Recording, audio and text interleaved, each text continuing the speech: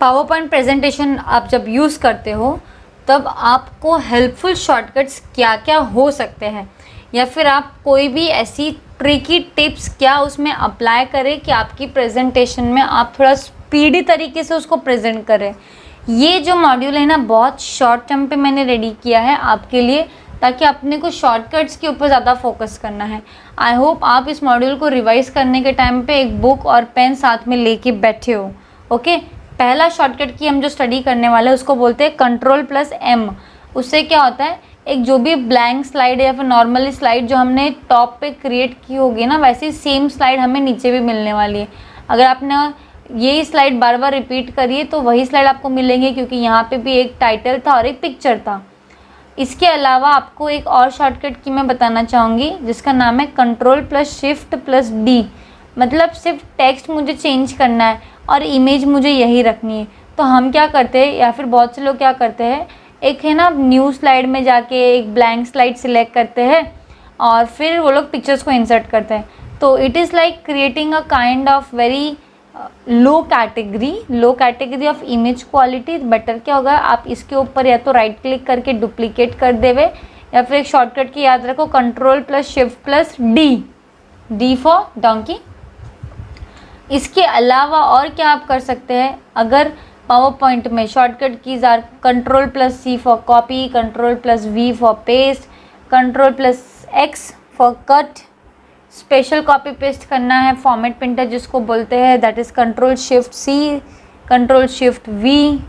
अगर कुछ find and replace करना है, जैसे कि मैंने Ctrl+H को प्रेस कर दिया, फाइंड व्हाट मैंने बोला है बॉडी, अच्छा बड़ी हो गया ये तो, स्पेस रिप्लेस विथ के रिप्लेस ऑल। उन्होंने 6 रिप्लेसमेंट किया है, किसने, माइक्रोसॉफ्ट पावर पॉइंट प्रेजेंटेशन ने। ओके, एक तो यहीं पे है के लिख के आ गया है। तो डिपेंड्स, आपको जो भी कंटेंट्स आपको पुटअप करना है, आपकी जो रिक्वायरमेंट है, आपको डेटाबेस में जो वैल्यूज़ की ज़रूरत है, आप वो वैल्यूज़ पुटअप करवाइए। मैं तो एग्जांपल बता रही हूँ यहाँ पे। और इसके अलावा आपको शॉर्टकट कीज़ तो रखनी है याद। एक शॉर्टकट की और बता देती हूँ, विंडोज़ का जो शॉर्ट बटन है आपके कीबोर्ड में, Windows+E, इससे माई कंप्यूटर आपका ओपन हो जा रहा है। विंडोज़ M से सारा कुछ मिनिमाइज़ होता है, Windows+Shift+M से मैक्सिमाइज़ हो जा रहा है। Ctrl+W से क्या होता है, करंट विंडो बंद हो जाती है। और मैंने इसको भी एंटर अगर कर दिया तो मेन स्क्रीन जो है वो बंद हो गई। अगर मैंने Alt+F4 कर दिया तो शट डाउन नहीं हो रहा, मेन स्क्रीन बंद हुई है। फाइल एक्सप्लोरर को क्लोज करना है, मैं Ctrl+W बटन का प्रेस कर रही हूँ। यहाँ पे Ctrl+W, यहाँ पे Ctrl+W। हो रहा है क्या, कुछ नहीं हो रहा है। Alt+F4 करके देखो तो ये सीधा शट डाउन ही करने वाला है, बट हमें शट डाउन करना है क्या, नहीं, मतलब मैक्सिमम चीज़ें तो ये क्लोज कर ही देगा। यहाँ पे मैंने अभी शॉर्टकट की के थ्रू ये क्लोज कर दिया, Ctrl+W। तो आप भी इस चीज़ को याद रखिए शॉर्टकट की के नाम पे। और क्या क्या हो सकता है, अगर मुझे पावर पॉइंट ओपन करना है, मैं माउस को यूज़ ही नहीं करना चाहती, स्टार्ट मेन्यू यानी विंडोज़ बटन को प्रेस कर दिया, POW लिख दिया मैंने, एंटर बटन को हिट कर दिया है।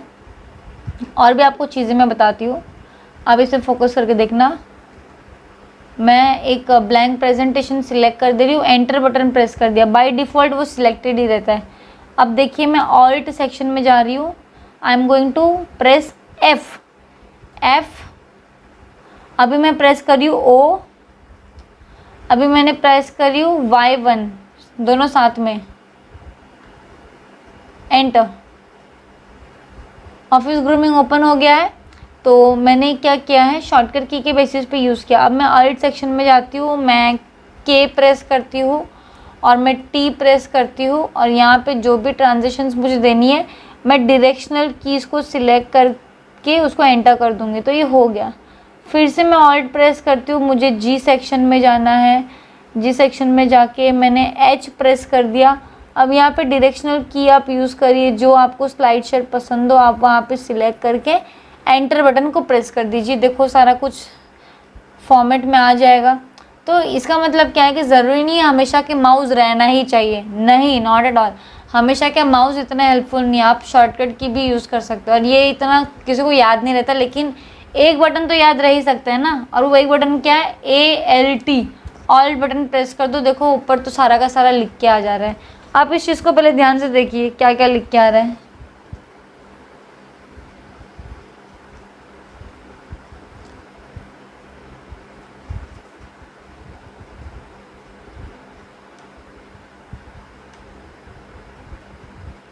ओके तो यहाँ पे एक बेसिक कंटेंट बेसिक स्ट्रक्चर के हिसाब से लिख के आ रहा है, यानी बोलने के लिए वी कैन से इज एक अल्फ़ाबेट लिख के आ रहा है कि हमें कौन से डिज़ाइन के हिसाब से डेटाबेस की रिक्वायरमेंट है भी कि नहीं, वो भी हमें माइक्रोसॉफ्ट पावर पॉइंट प्रेजेंटेशन बता रहा है।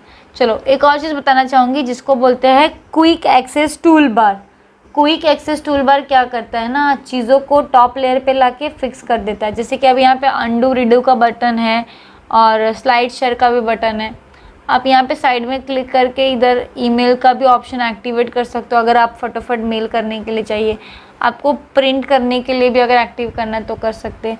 न्यू डॉक्यूमेंट चाहिए रहता है बार बार, तो इसको निकालने के लिए भी सेम प्रोसीजर है। उस चीज़ को सेम चीज़ को आपको क्लिक करते रहना है तो वो निकल भी जाएगा वहाँ से।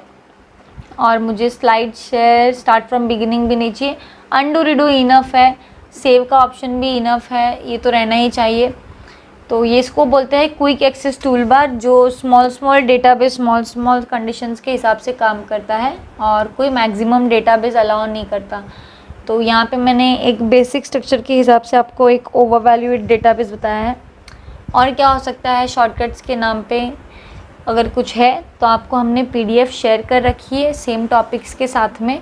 आप जब इस टॉपिक को व्यू करें तो आपको एक PDF भी अटैच्ड मिल रही है जिसमें हमने बहुत सारी शॉर्टकट्स लिखी हुई है जो यूनिवर्सली वैलिड है। यूनिवर्सली और ऑर्गेनिकली मतलब क्या, कुछ शॉर्टकट कीज़ कहीं पे अप्लाई नहीं भी करती है, और universally like copy paste cut, ये तो यूनिवर्सल है, सब जगह सेम सीक्वेंस है।